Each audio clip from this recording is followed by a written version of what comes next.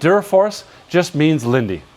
So DuraForce is a brand? Yes, it was a brand by Eaton, and they had a license agreement with Linde in Germany. Now in Germany or in Europe they call it Linde. Everybody calls it Linde here, or we call it Linde.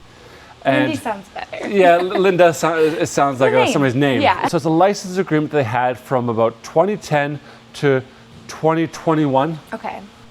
And in that agreement they said that they're the only ones allowed to sell Lindes in North America. Okay. And they called them DuraForce. We knew all that DuraForce. What ended up happening is that we became a DuraForce distributor as well. Okay. So during that time frame, we bought new units from DuraForce.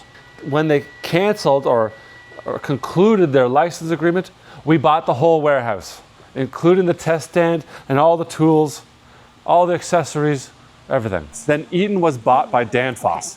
And it became, so now the big three are Danfoss, Parker, and Rexroth. So if you have a DuraForce pump, I don't. come to LIFCO